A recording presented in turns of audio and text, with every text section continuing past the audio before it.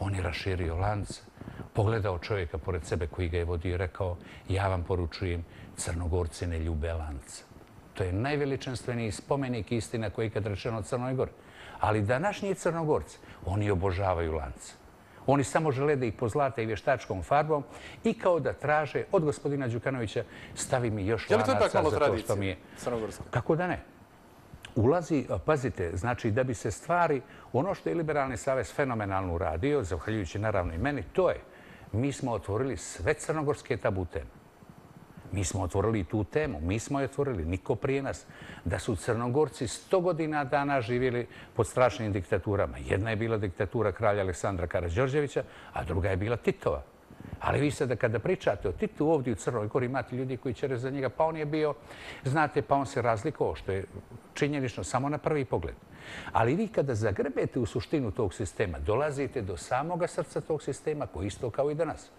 Srce onoga bivšega Titovog sistema bila je UDBA i bio je KOS. Ostalo su samo bile, da vam kažem, kao zvončići na novogodišnjoj Ilci. Potpuno prazni ukrasi da bi se reklo: boga mi, Tito je nekako liberalan taj komunizam. Nije bio uopšte liberalan. Da li me razumijete?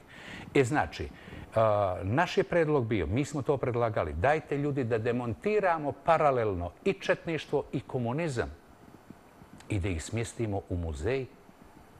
Ne da bi im se aplaudiralo, nego da bi ljudi konačno shvatili prave stvari. Zašto se to tako dešava? O tom konceptu vaše, nacionalnog pomirenja, sigurno ćemo govoriti posebno. Ali da se malo vratimo na ove aktuelnosti. I kako vi vidite, dakle, trenutnu situaciju i šta anticipirate da će se dešavati u neko skorije vrijeme? Puno se špekuliše o toj mogućnosti Đukanovićevog odlaska, o njegovom navodnom potencijalnom nasljedniku.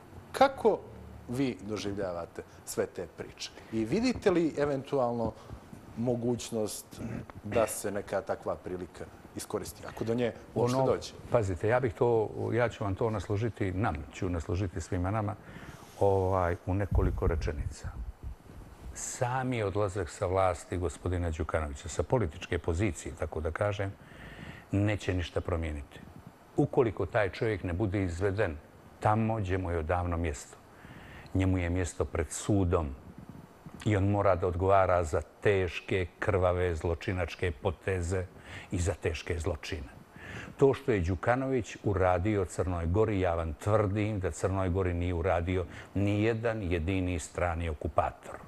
Ovdje ću samo da pomenem jednu stvar. Crna Gora je opljačkana do kosti. Crnoj Gori je ispran mozak. Crna Gora je slagana i Crna Gora se 20 godina permanentno svađa. Ali Crna Gora i dalje glasa za toga. I dalje glasa, ali se moramo podsjetiti. Znači, na vlasti u Crnoj Gori je mafija. Ovdje mafija ima svoju državu. Što to znači, gospodine Komneniću, kad vi ili ja... To često ponavljate, to je naravno, vrlo ozbiljna optužba. To je znači prava prepreka. Znači, kako možete smatrati čovjeka za koga možete posmatrati opoziciju koja izlazi na unaprijed manipulisane, usmjerene, kreirane i pokradene izbore? Samo kao nekoga ko daje legitimitet toj masovnoj krađi koja se dešava.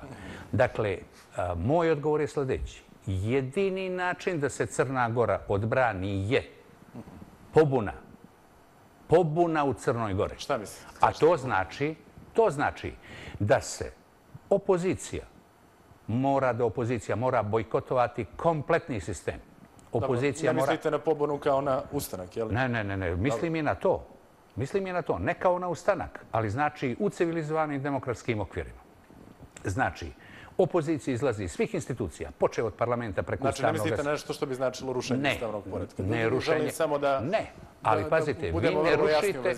Da, ali vi ne rušite ustavni poredak kad izađete na ulicu da se borite za svoju slobodu. Molim vas, ja tu podrazumijevam masovne demonstracije. Zavisi naravno kako se borite na ulici. Da, naravno. Masovne demonstracije sa svih strana znači nešto da se ponovi neki oblik onoga što je viđeno u Srbiji.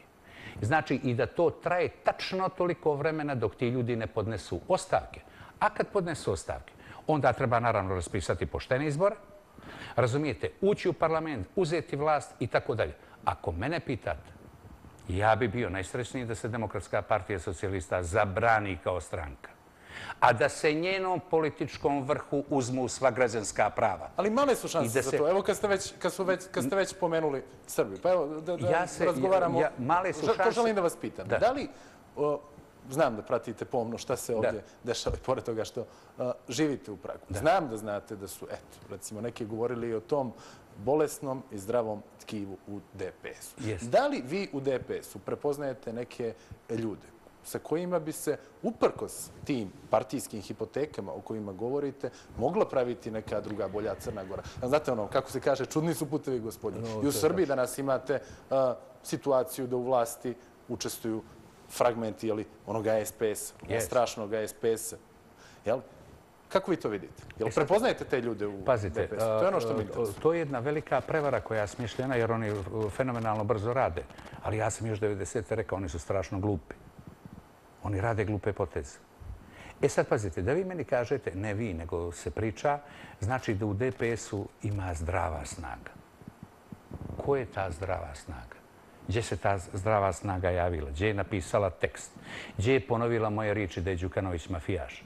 Što ćemo da kažemo za Svetozara Marovića? Što ćemo da kažemo za njegovu zavalu? Da li je to umjetničko djelo ili mafijaška kreacija? Što ćemo da kažemo za Filipa Vujanovića? Da je Filip Vujanović pošten čovjek? Što ćemo da kažemo za pripadnike vlade? Što ćemo da kažemo za pripadnike njihovog centralnog komiteta? Što ćemo da kažemo za ljude u njihovim institucijama? Što bi rekli za Ivicu Dačića, recimo, u Srbiji? Ivica Dačić u moju vladu nikad ne bi ušao. To vas pitam. Nikad. To nema šanse. Očigledna... To nema šanse.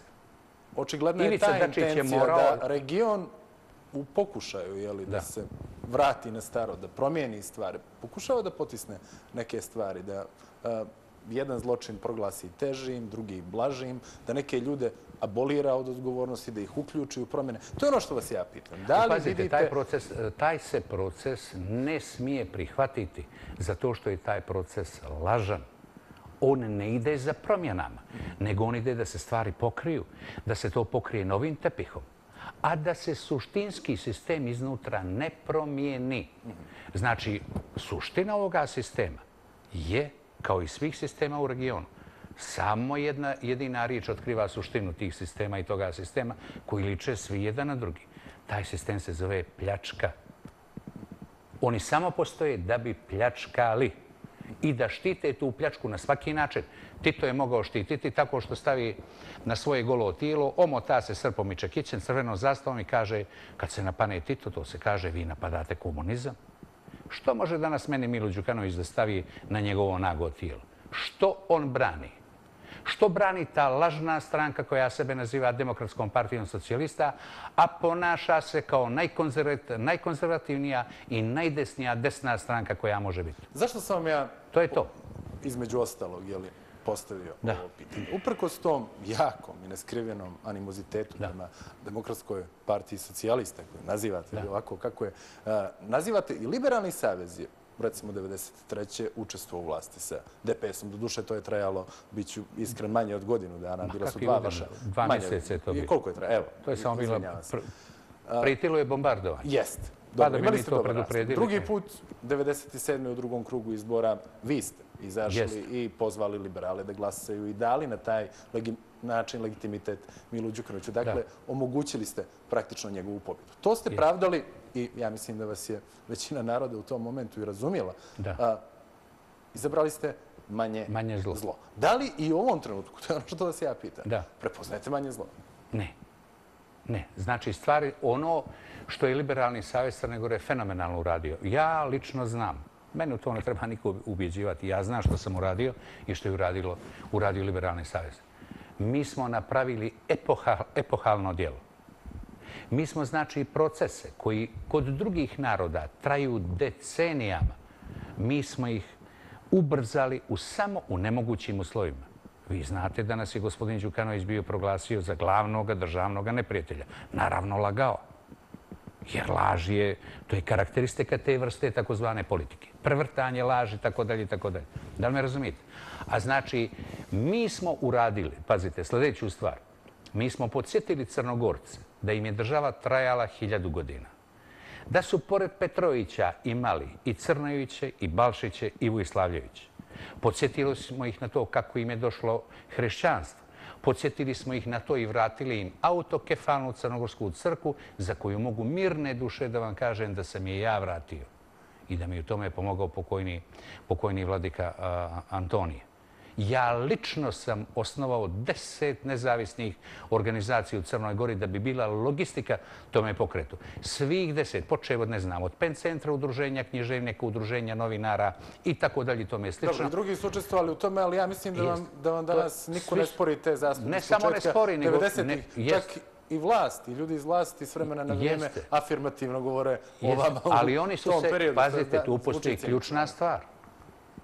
Oni znaju sljedeću stvar. Slavko Perović i Liberalni savez Crne Gore su nepodmitljivi, nepotkupljivi, nesalomljivi, neuništivi.